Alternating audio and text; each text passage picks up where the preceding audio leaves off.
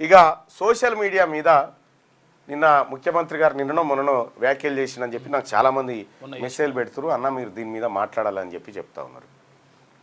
ముఖ్యమంత్రి గారు మాట్లాడుకుంటూ ఇక్కడ ముంగట వచ్చి కూర్చుంటారు, కూర్చొని కాలు మీద కాలు వేసుకొని నేనేదో వానికి అప్పు ఉన్నట్టుగా కాలు మీద కాలు వేసుకొని కూర్చొని ఇట్లా చూస్తూ ఉంటారు. ఇంకా నమస్తే పెడతలేడు నాకు ముఖ్యమంత్రి గారు అనేటువంటి రేంజ్లో చూస్తూ ఉంటారు. దిగి చెంపలు వలగొట్టాలనిపిస్తుంది అని ఏదో కామెంట్ చేశాను. సో ముఖ్యమంత్రి గారు చేసినటువంటి ఏంది ఆయన భావం ఏంటంటే సీనియారిటీని గౌరవించాలి కదా అనేటువంటిది ఆయన ఆలోచన.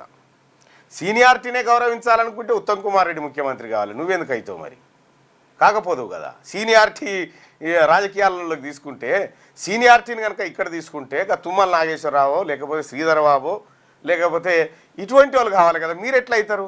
మీరేమో షార్ట్కట్లో రావచ్చు, మీరేమో షార్ట్కట్లు వచ్చి కాలు మీద కాలు వేసుకొని కూర్చొని ముచ్చట్లు పెట్టవచ్చు.